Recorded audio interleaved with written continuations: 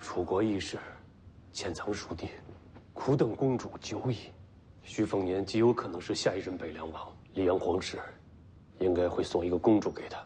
北凉虽强，但终究臣属黎阳。江宁走不走跟徐家有什么关系？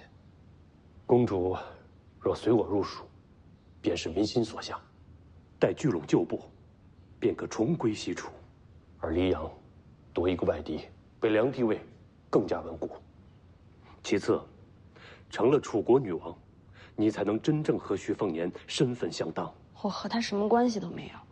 曹前辈，我能说两句吗？第一，养寇自重的事儿，我北凉不会做。第二，北凉秣马厉兵是为了守天下太平，从没有想过叛乱谋逆，让刀兵再起。如此迂腐单纯，怎么能做北凉王？视人命如草芥的大人物已经够多了，我偏要做一个有底线、会迂腐的北凉王。公主怎么选？我没想过做大人物。不是大人物。您是西楚人最后的希望，公主忍心看楚人就此沉沦吗？为什么一定是我？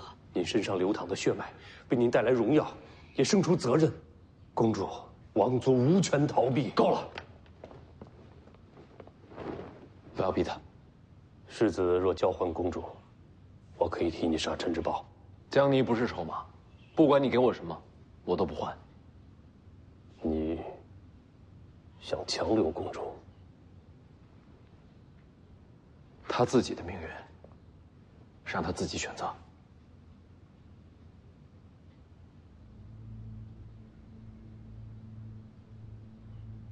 你想过回家吗？做梦都想。楚国亡了，我们这些人就像浮萍断了根系，从此无依无靠，再也寻不到归处，也寻不到去路。若能与楚人重聚，家乡也就不远了。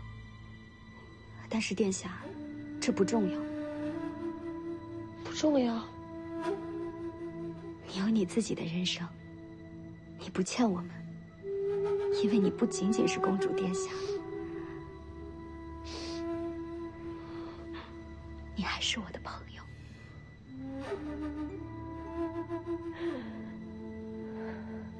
公主，我尊重您的选择。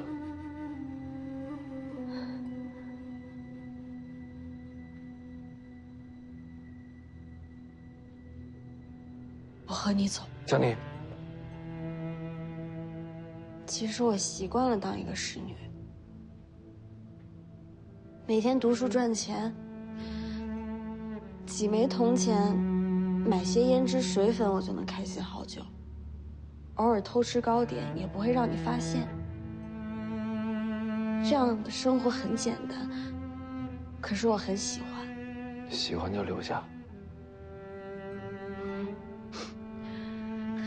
可是齐兆叔叔说的对，我有我的责任。太多人期待着我的出现，期盼着绝望里能看见光明。我经历过绝望，所以我知道这一点光明对他们来说有多重要。我是江离，是你的侍女，我也是西楚公主。王族血脉，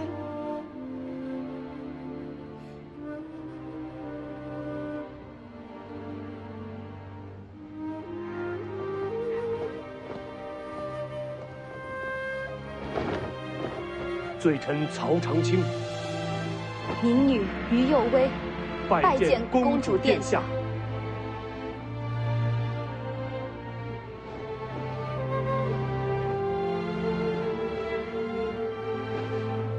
我的第一个命令，就是你们二人以后见到我无需下跪。公主，礼数不可废。齐兆叔叔，你要抗命吗？罪臣不敢。公主，我们这就启程。我会离开，但不是现在。殿下何意？江南下一站是龙虎山。是。这次东行除了武帝城，最危险的就是龙虎山了。我想先与他同行，等离开龙虎山，我就随齐赵叔叔西去。我不是为徐凤年，徐家毕竟护我性命，这恩情该还他们。但是殿下，有2个问题。齐赵叔叔，请说。第一条，我已然落面，殿下就不可能再光明正大的和徐凤年同行，否则真成了北凉和西楚联手，溧阳皇帝不会放过徐家。那我假装和你离去，然后一路暗中随行。也好。第2条，这徐凤年怎么办？把西楚公主藏在身边这么多年，徐家怎么向皇室交代？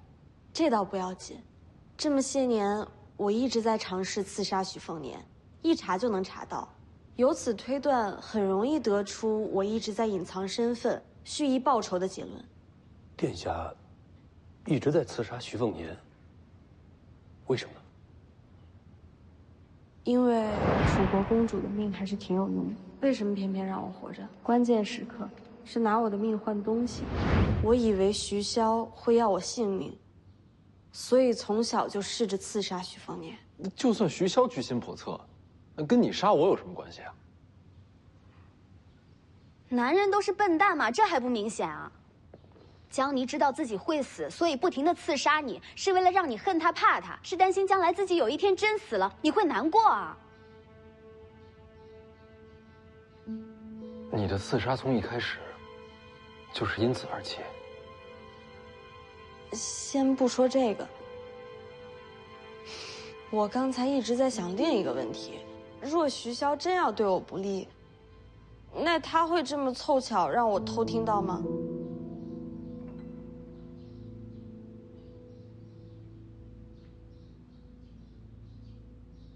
我觉得不会。我也觉得是，我觉得徐骁是故意让我听到这些话的。还有，我一次次刺杀他，真的能瞒过徐骁吗？他为什么不阻止我？你还记得你说的话吗？徐骁常说，为达目的不惜代价。这一行，你们2人恐怕就是代价。我一开始是以为徐骁会把你们交给卢家，可现在想想，齐赵叔叔出现，如果我们跟他走了，那这么多年的刺杀就恰巧为徐家打消了猜疑和隐患，有这么巧吗？因为有你们在，所以刚才他没杀我。我和于右威真正的作用，其实是在这里，而不在卢家。曹前辈，你为何会来阳城？我是为了殿下而来。你怎么知道江离在我身边？我不知道殿下是否还活着，但我找到了这个神符。对，神符是西楚重宝，我在路边的商贩手里发现了它，于是顺着线索，一路找到这里。神符不是在您手里吗？被人借走了。谁借的？王爷想借前辈一样东西。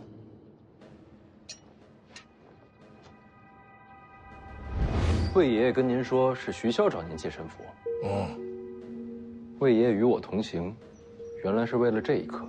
是徐骁设计一切。今日之后，你被带走，楚国公主再现，黎阳再生大地，而北凉的地位就越发稳固，飞鸟不进，良弓不藏。徐骁故意容忍公主刺杀，就是为了以后让全天下都知道徐凤年和公主势不两立。如此一来，皇室更加放心。这世袭罔替的北凉王不给我，还能给谁？这一切，都在徐骁谋划之中。这布局甚至从小时候就开始了。徐骁啊，是个好棋手。你不是官子无敌，棋艺无双吗？怎么这会儿倒成了人家的棋子了？西楚覆灭，上一盘棋已经走到绝路。从那以后，我就没有再做过棋手。如今寻回公主殿下，重新开局，且看我与天下英雄失手。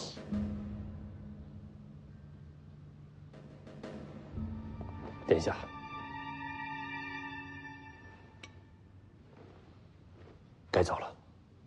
先造成您被我带走的假象。龙虎山之后，我才会真正离开。就这么走了，有点假。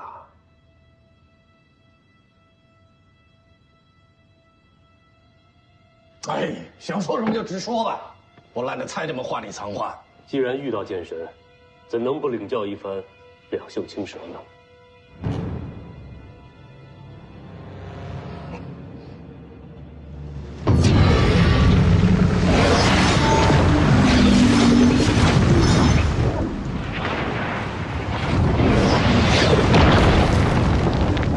两袖青蛇，动手了！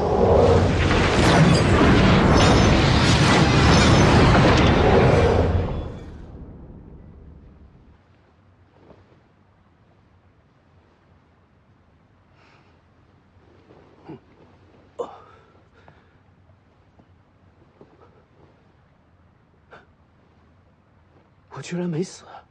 曹长青呢？曹长青认出江离是楚国公主，勃然大怒，对凤年动手了。幸好李前辈及时赶到，与曹长青交手一招，谁胜谁败？平分秋色。曹长青把江离和于右威带走了，李前辈护住了凤年，不曾追赶。果然是楚国公主，可惜没看见曹长青和剑神交手。世子人呢？就在院里。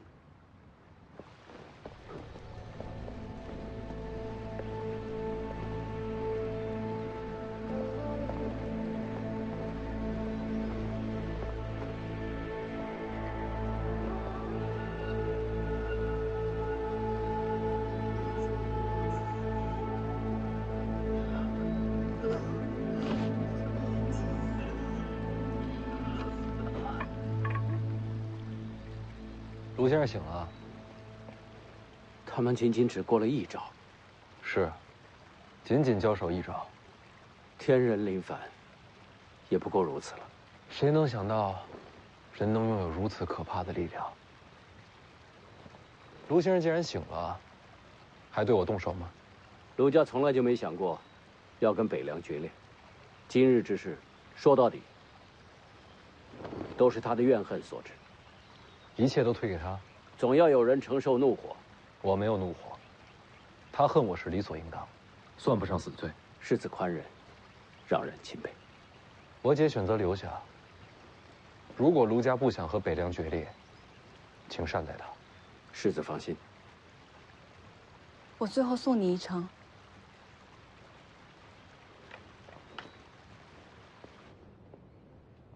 我在想一件事。什么事？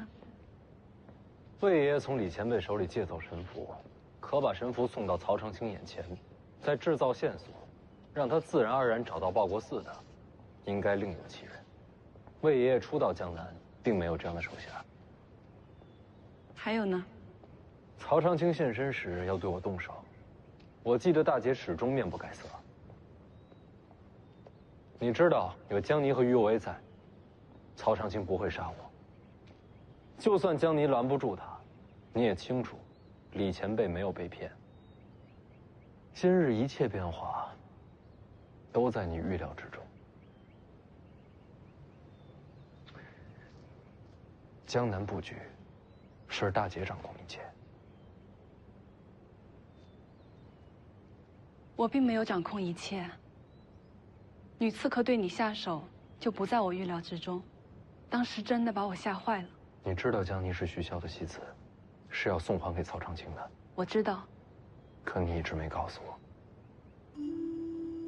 这些年，我一直看着江离和你。我和你二姐相继离开北凉。从某种角度来说，是江离陪你走到了今天。凤年，相信大姐。只有这样，你和江离的未来才有一线希望。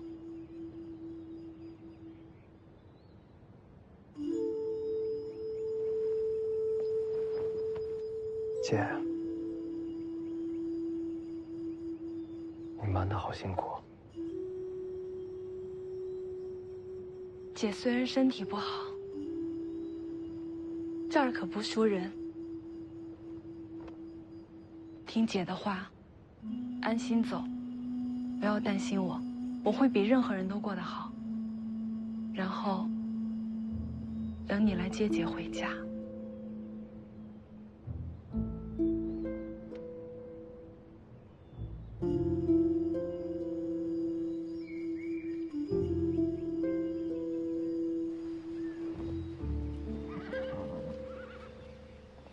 惠爷爷好手段，只是领命行事，狮子恕罪。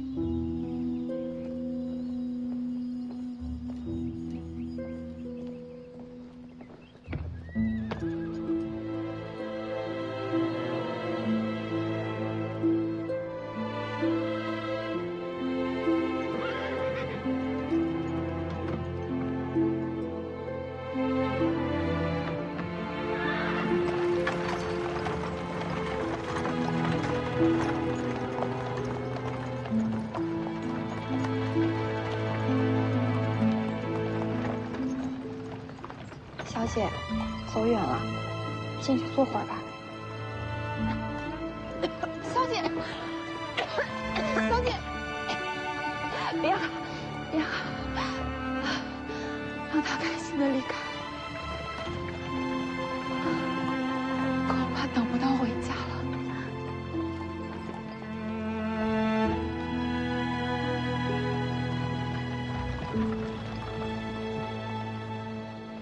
齐赵叔叔刚刚出手，今日探听虚实的人必定不少。等过了今夜之后，我再偷偷回到车队里。殿下有没有想过，徐骁是故意把你留在徐凤年身边？你和徐凤年从小到大的羁绊，还能真吗？可人心不会假，就让我陪他走完龙虎山这一程吧。殿下，如果徐凤年在龙虎山遇险，救还是不救？为什么不救？如果我出手救他，就等于告诉全天下，徐家和西楚并非仇敌。到那个时候，徐凤年可就没有退路了。曹先生武功高，棋艺高，学问也高，就是对这女人嘛，不太了解。何出此言？徐凤年没有退路才好啊，到时候殿下就能把她一起带回西楚啦。齐赵叔叔，我想吃猫。你不要这么残忍吧？还乱说话吗？我说的都是实话。你以后说话小心点，不然你家猫后果可不好说。偷偷说两句行不行？最好别让我听见。喂，你等等我。喂。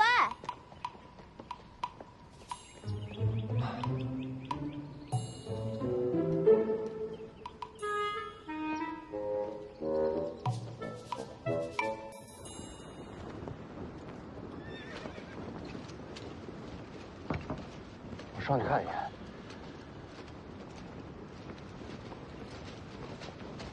行了行了，我知道了，不能让人刺杀这小子。哎呀，真不知道上辈子欠了谁都。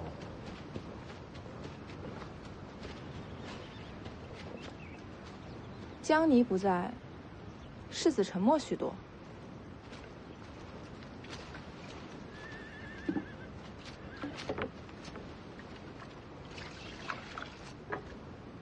江离是侍女，你也是侍女，你就没有想过取而代之？世子将来可是北凉之主，权倾一世呢。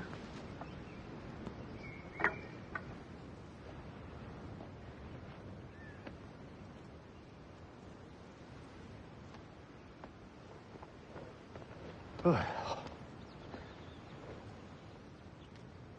为了躲避官府耳目，江离今晚不会回来了。我知道。你真打算放他走啊？我又打不过曹长青。你若想留他，我来对付曹青衣。那丫头资质超凡，适合传我衣钵。那前辈可以到西蜀去收徒。你真不想留他？想啊。但江离不只是我的侍女，她有她自己想走的路。我不能把每个人都死拉在自己身边不放，这对他们不公平。蠢货！啊？十足蠢货！我吗？难道是我呀？反正我也打不过前辈，前辈说什么就是什么。我看到你使两袖青蛇了，还行吗？一塌糊涂。看来我资质一般。为什么是两袖青蛇，不是两袖青龙？这名字也有讲究。腾蛇化龙，龙虽然高贵威严，可一旦变作龙，也就成了传说中仙人诸神的麾下走兽、仙家坐骑。只有未化龙的蛇，心中才有斩破一切的野望，才有往上攀爬，哪怕是和自己争斗，也要吞噬天下的狂妄。记住青蛇真意，才能用出真正的两袖青蛇。人若是屈服，就失去了这份不羁。向谁屈服？向自己的心。人会害怕，会绝望，会恐惧，会退缩。你心里面的种种折磨牵扯着你，不让你往前行。真正的两袖青蛇是斩心之剑，斩断心中的恐惧，才能踏破束缚，去走自己选的路。剑术、剑招、剑意都不重要，明白这些，才是两袖青蛇。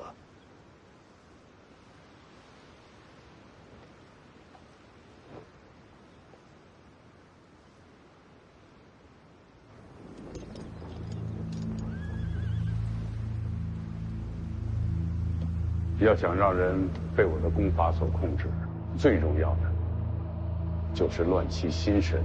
这巫术在徐丰年心中弥足正对，通过图形影响人的内心情绪。这图中的天龙会占据他心底的依靠。换句话说，我要让巫术在他眼前再死一遍，说不好，他还会变成一个疯子。一个废了的徐凤年，成为北凉下一代主人，这对皇族来说不是最好的结果。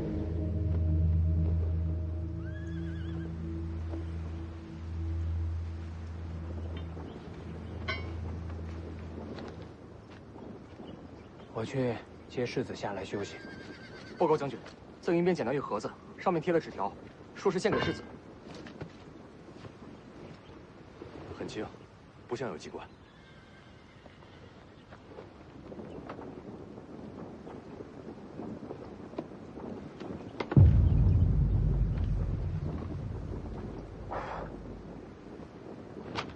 怎么了？是王妃京城玉符那一夜的消息。不是这么多年一直都没有查到蛛丝马迹吗？必须先让世子过目。你守住营地，别让任何人接近。好。加强戒备。是。别担心了，那册子上没下毒，既没机关，又没下毒，一本册子还能害得了人吗？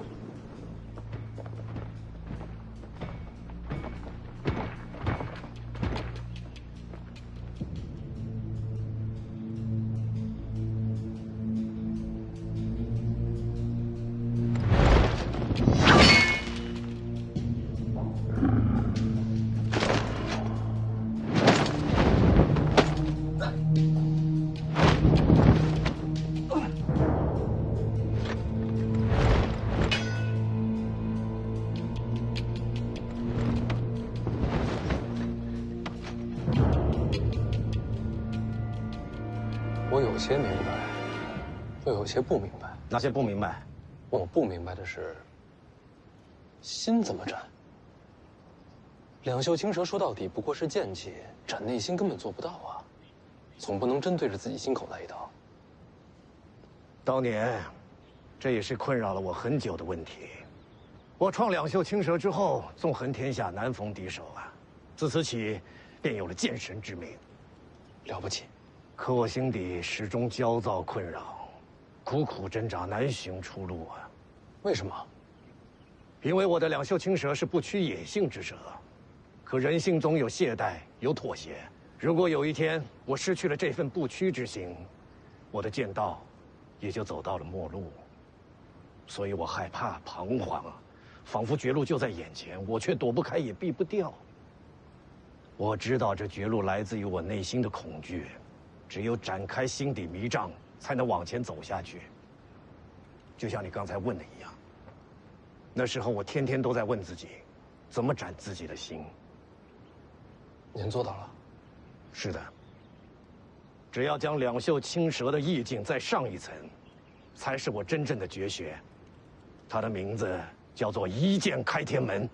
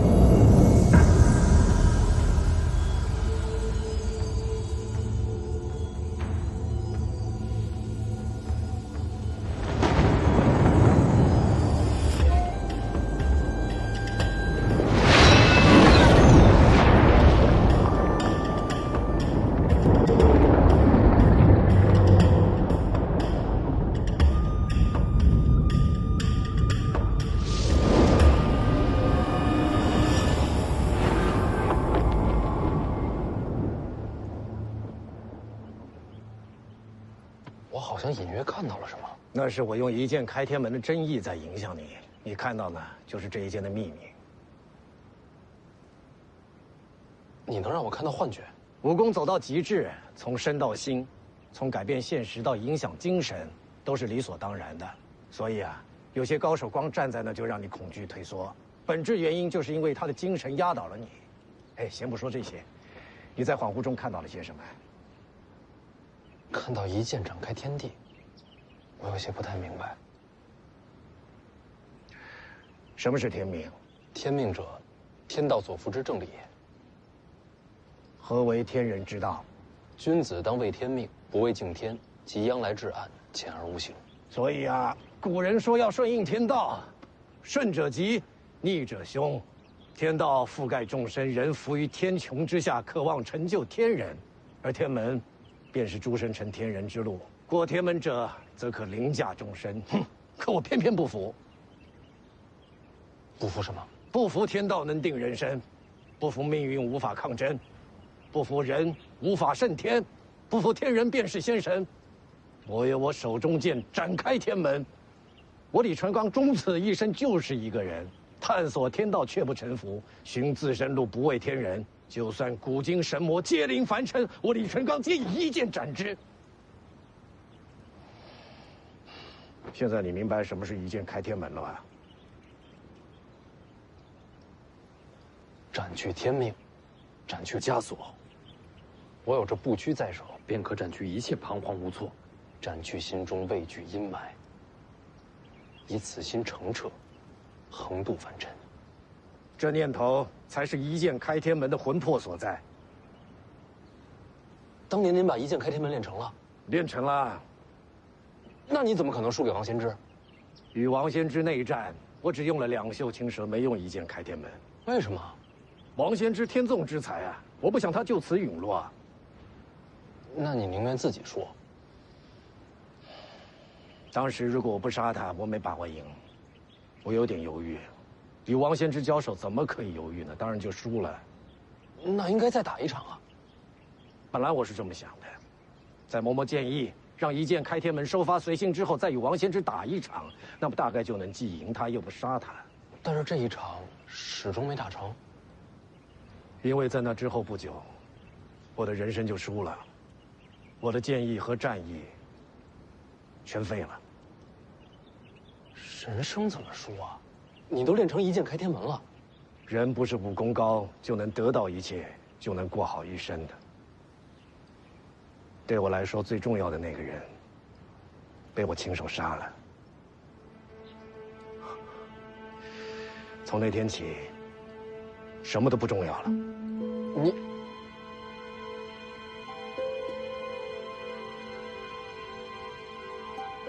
不管怎么说，都过去了。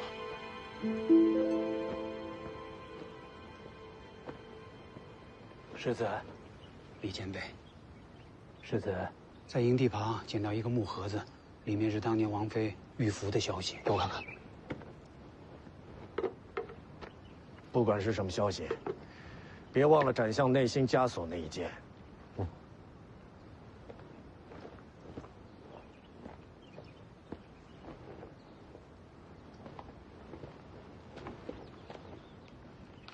斩向内心一剑，一剑开天门，那不是传说中李前辈的最终剑术吗？他传给你了？那不是剑术，是真意。嗯，真意。王先知那一晚也出现在京城，难不成是他对我娘出手？这盒子来路不明，未必是真的。你说这纸上画的是什么？好像是随意涂写的痕迹。倒是不影响正文，先不管他。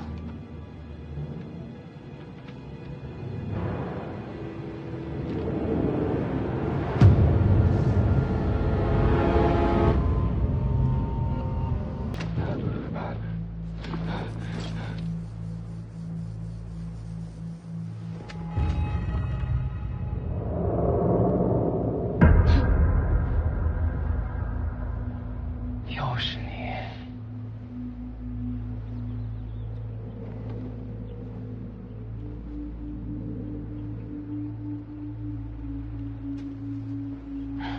那木盒子，你给他的？我若回答你，你让我上去吗？上来杀他？不然我费这么大的力做什么？不行。阳城人多眼杂，我不和你出手，但在这儿可不一样。我最后劝你一遍，我们可以合作杀徐凤年。哦。不好。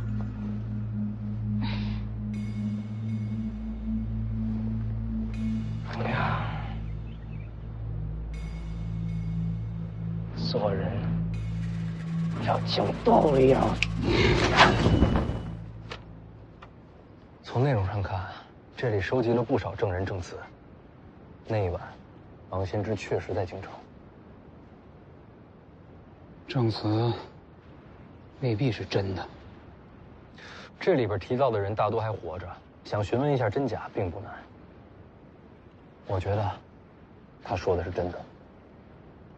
就算王先知当时在京城，也未必是他出手。说实话，王妃当时虽然剑法神通，可王先知真要出手，他不可能活出京城。但至少说明王先知跟此事有关。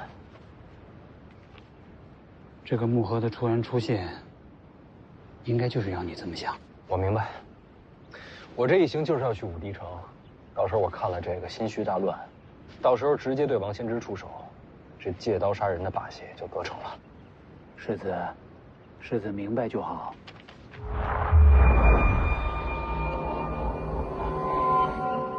可这毕竟是找到一点线索，这么多年了，真相终于浮出一点来了。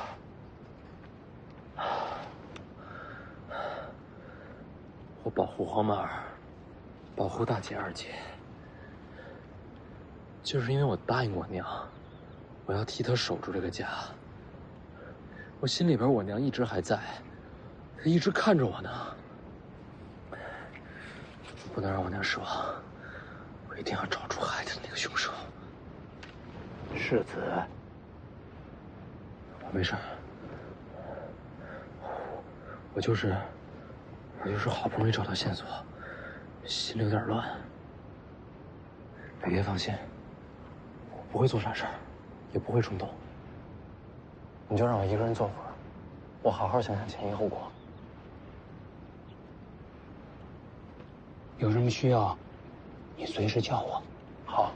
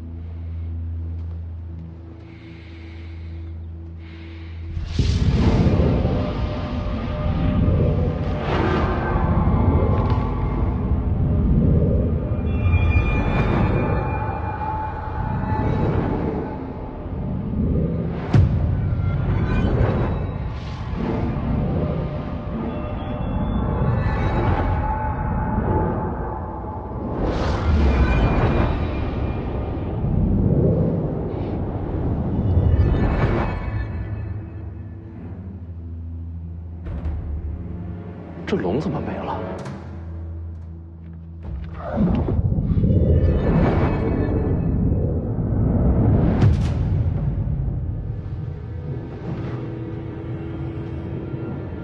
李前辈，魏爷爷。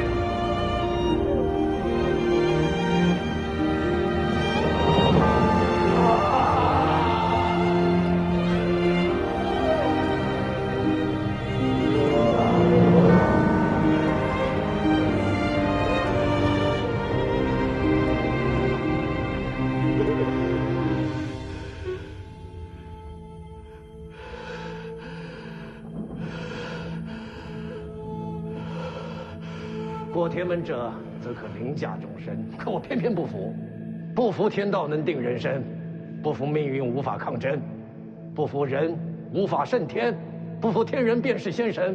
我有我手中剑展开天门，就算古今神魔皆临凡尘，我李淳罡皆以一剑斩之，斩去天命，斩去枷锁。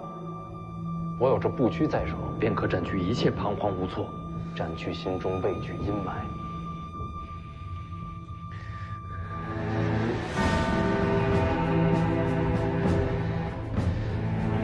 取你的天道！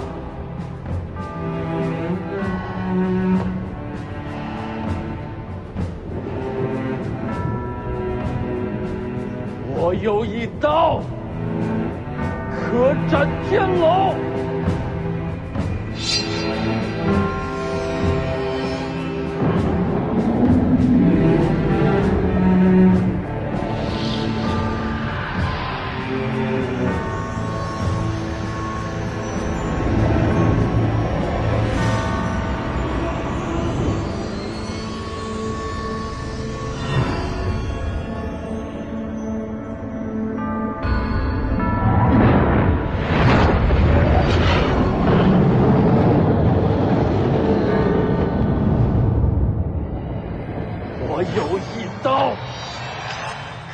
斩天人！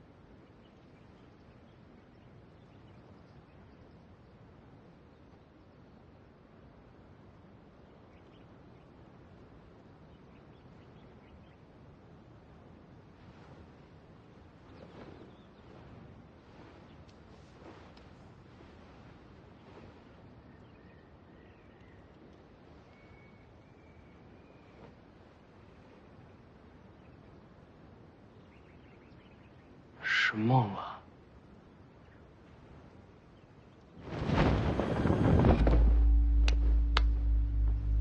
没想到吧？喂，还不叫人救你？你受伤了？在悬崖上跟人打了一架，问题不大。悬崖上人很多。多，都是来杀你的，你挺抢手啊。打伤你的人呢？下去了。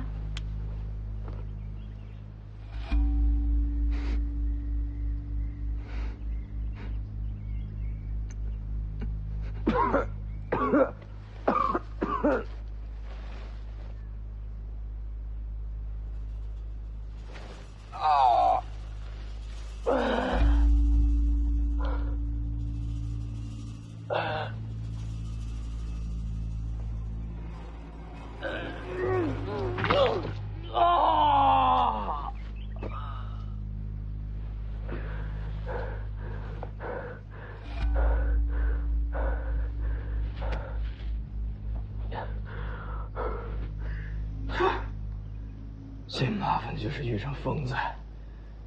希望赵皇上前辈说的都是真的。天都亮了，白打一晚上。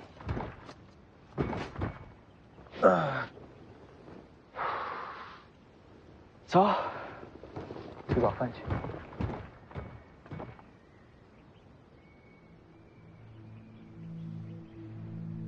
你还不叫人救你？我真杀你了！太阳要出来了。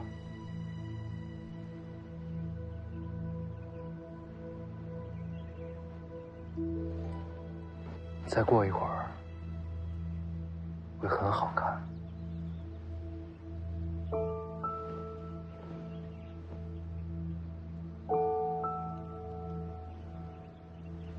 要不我们一起赏个景，再搏命吧？行啊。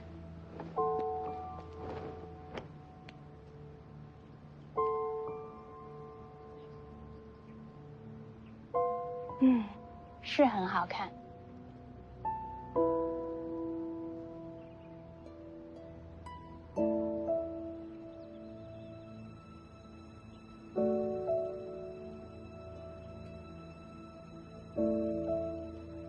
你怎么哭了？我梦见我娘了。她很好看吧？你这么好看，你娘一定也好看。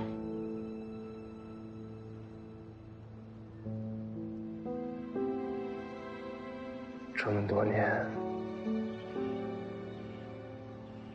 其实我一直不相信她已经走了。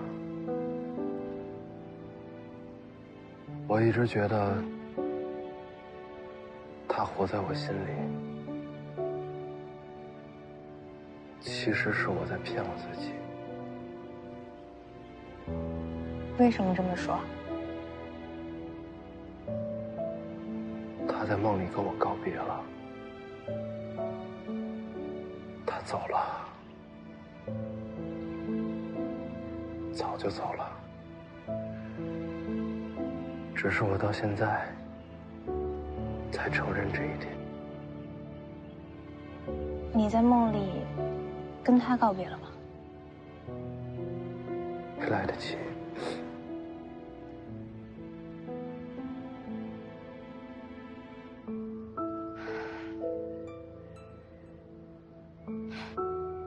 今天的景色是很美，看在美景的份上，不杀你了。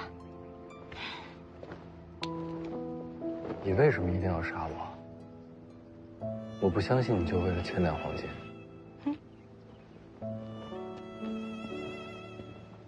再见。来得及的。你说什么？说再见啊！只要你说出口，想听的人就一定会听见。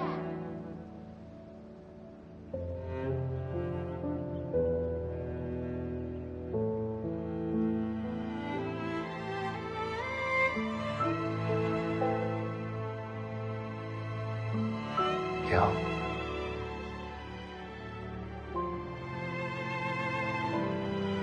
走啊！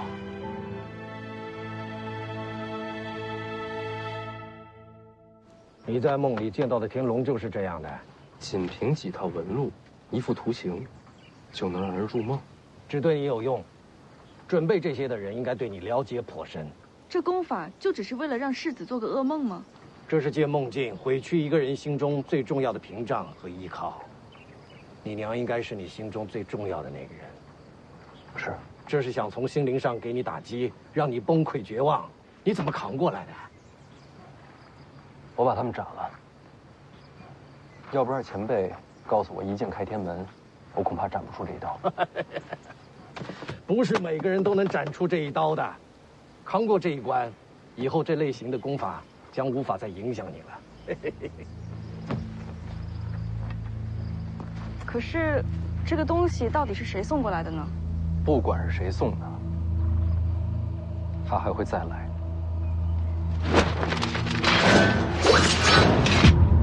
启程去龙虎山。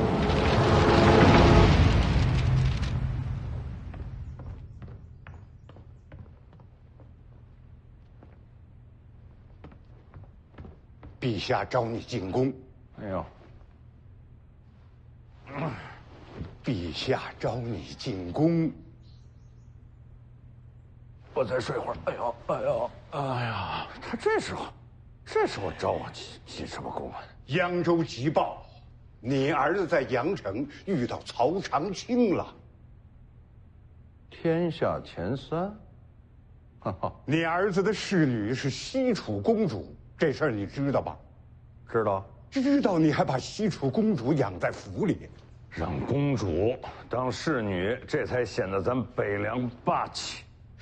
曹长青认出了西楚公主，对你儿子出手了。哎呀，那不是还有这个李淳罡呢吗？李淳罡和曹长青交手一招，未分胜负。临走的时候传下话，要重回蜀地。你家那侍女将是女王，让女王当侍女，这回她威风大了。还威风呢！从各方面查证来看，那个叫江泥的从小就尝试要刺杀徐凤年，看来仇深似海呀。哎，我儿子呀，命里有桃花劫，女人都恨他。你想明白了没有？新一代楚国女王要杀徐凤年。哎呀，这回我终于可以睡一个踏实觉喽！哎呀，你还真睡啊！徐骁，哎呦，别嚷嚷，来来，一块跟我个儿躺会儿啊！哎呦，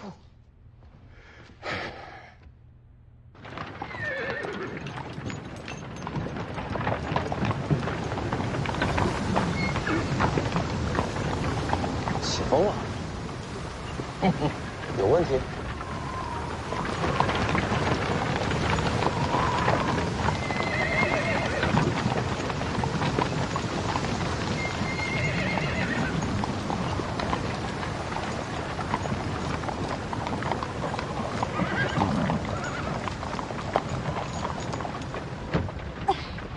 江泥，小声些。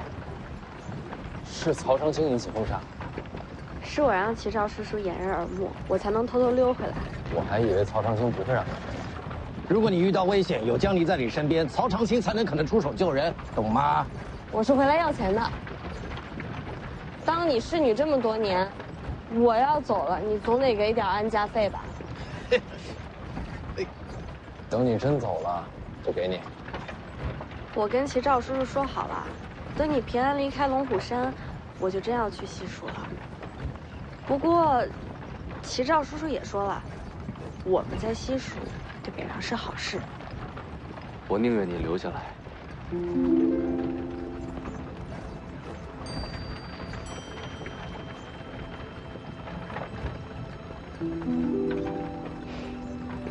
留下来被你使唤吗？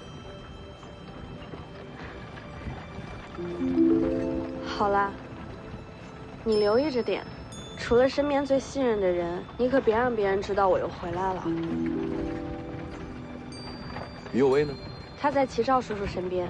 齐少叔叔说，要把西楚各路义士都给他交代清楚，以后他就是我的直属女官了。殿下没被发现吧？如果杀了徐凤年会怎么样？好好的，为什么要杀徐凤年？公主要走自己的路，就不能有情感羁绊。孤家寡人，才能成帝王之业。胡扯！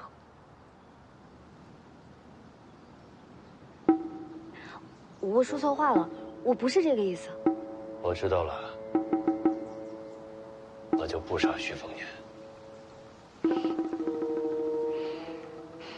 有李淳罡在，杀不了。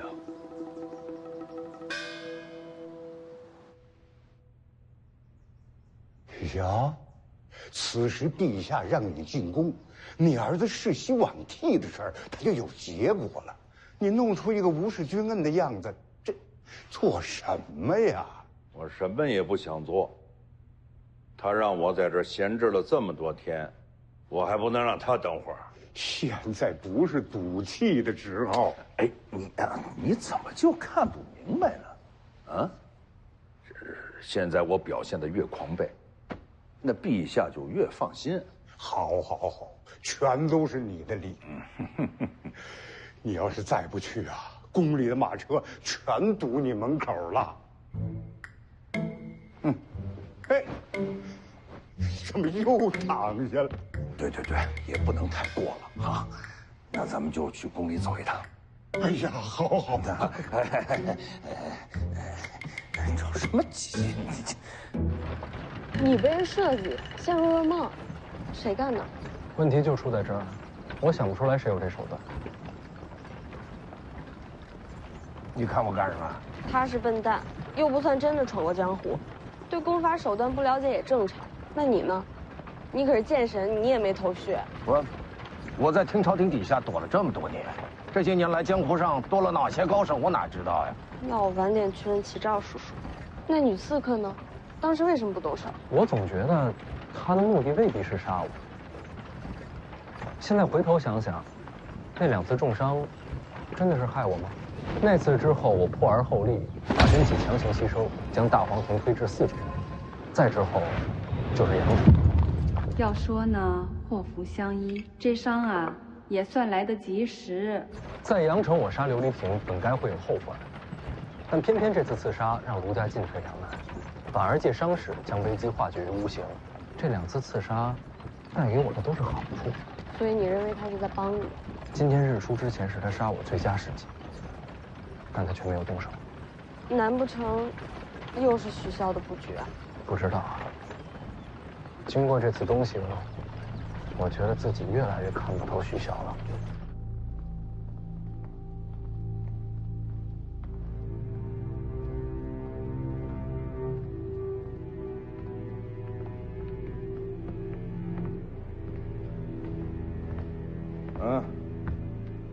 这张宰辅来得早啊！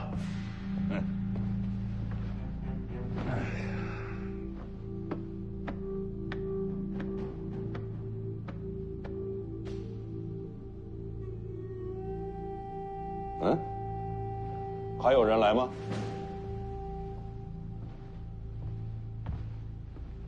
陛下还招了大将军顾建堂入宫，无奈顾将军旧伤复发，今日来不了了。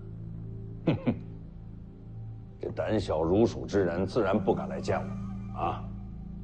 春秋国战，4大名将顾建堂与上柱国齐名。黎阳一统后，上柱国盘踞北凉，画地为王，而顾建堂抛下布局，孤身入京，为天下事，静心激励。蜀中蜀间，天下人自有公论。自然是顾建堂这阴损之祸，才是最终。所以，顾建堂或许才是接手北凉的最好人选。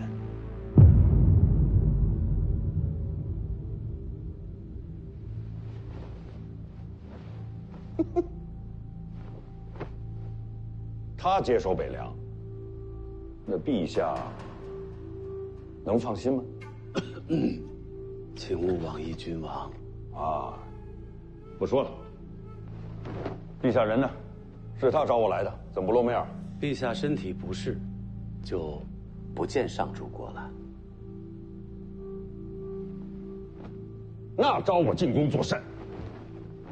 陛下口谕，要问上柱国，北凉保住世袭罔替，世子继承了北凉王位，还想不想上柱国一职？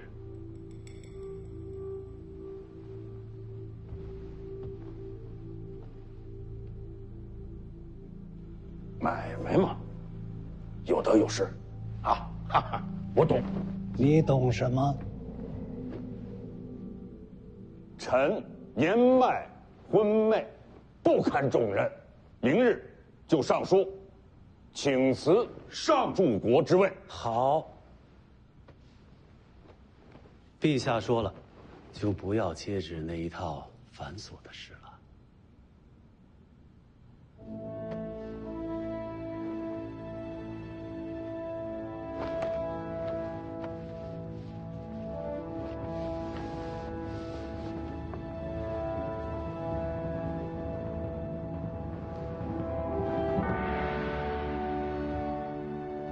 王爷既然请辞上柱国，那北凉王位自然该世袭罔替。下一任北凉旗还是姓徐。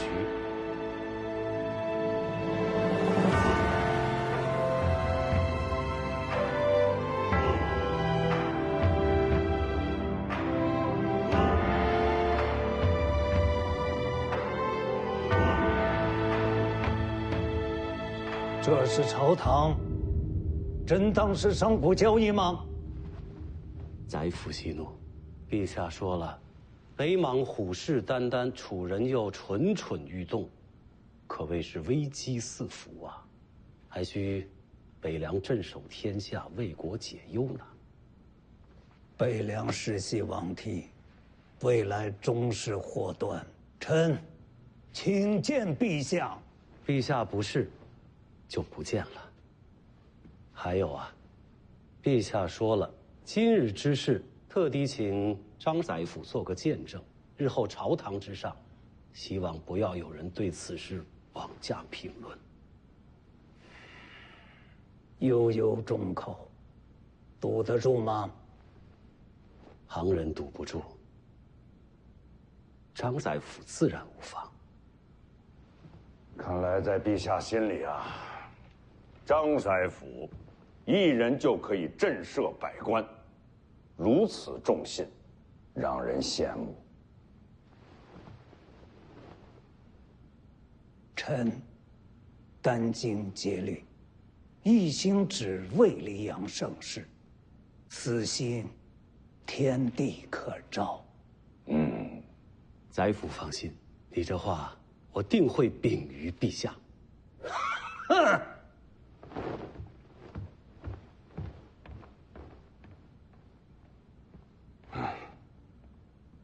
韩胜轩，今后北凉还是姓徐，你怎么想啊？难为王爷啊，还记得我这贱名。至于北凉姓什么，那是朝堂政事，我怎敢多嘴啊？人人都叫你韩雕嗣，啊，这叫多了，韩生轩是你的本名，可别忘了。小人起于微末，自不敢忘。人嘛，一呢，不能忘本；二，就是不能僭越，啊。王爷教诲，谨记于心。世袭罔替，世袭罔替，阻拦的人还真不少啊！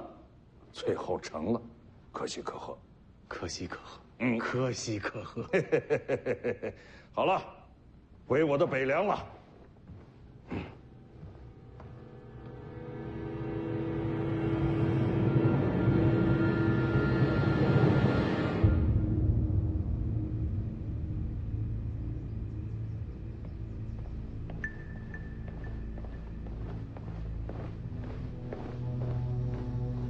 陛下果然把世袭罔替给了徐骁。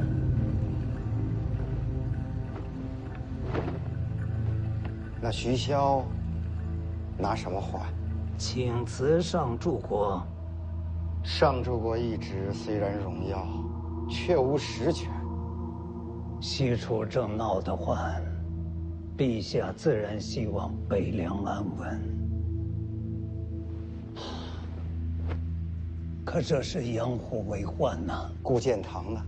他没有说话。顾建堂也称病不出。难道顾建堂打算一辈子就留在京城吗？陛下应该会把上柱国给他。陛下不愿意放顾建堂出京城，也是怕鱼入深海。那我们就眼睁睁地看着徐家世世代代统领北凉吗？陛下给了世袭罔替，不代表徐凤年就能活到那一天。龙虎4大天师，唯有你赵丹平，常年留在京城，这些年斋教青词写了不少，还没写腻吗？朝廷安稳，龙虎山才有前景。徐凤年接任北凉，对天下对龙虎都不是好事。你要我回龙虎山，杀徐凤年？龙虎山4天使，赵熙团，你弟弟的师傅，应该对你能留几分情面。脾气最糟的赵丹平，常年在京城被称为青瓷学士，这么多年没回龙虎山，应该也不用担心他。所以你要留意的呢，也就是辈分最高的赵希义，还有如今天师府掌门、道门领袖第1人赵丹霞。就这2个已经够可怕了。徐凤年是北凉世子，真杀了他，徐骁就敢马踏龙虎山。你可以不用亲自动手，但他必须得死。这件事关系到黎阳朝未来的国运。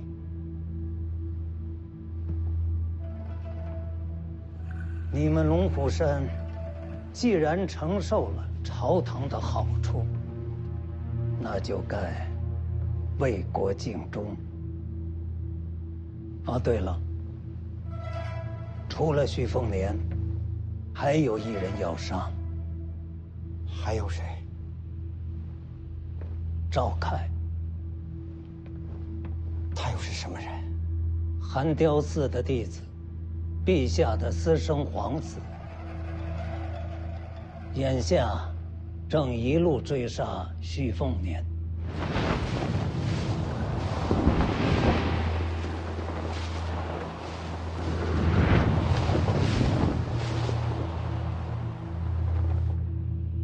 私生皇子。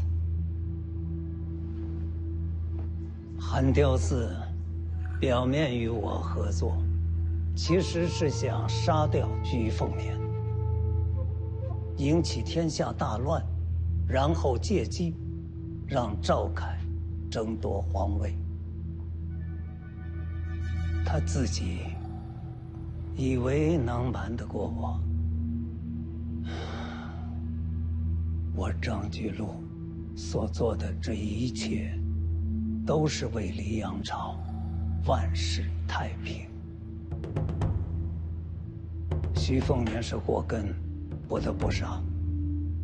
赵凯一样是乱应，正好一并除掉。宰辅大人，虽说是私生的，可他终究是皇子，暗中杀皇子。您有没有考虑过自己的下场？为国运而争，岂能在乎自身的命数？如果寒雕寺还真的知道了此事，他可不会放过你呀！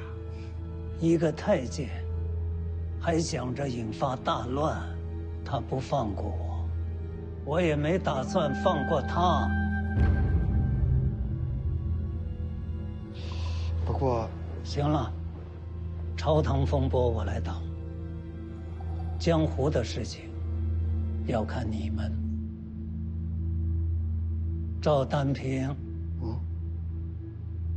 你们龙虎山到底选择站在哪边呢？宰辅大人，我这就回龙虎山。徐凤年和赵凯的命，由我龙虎山取之。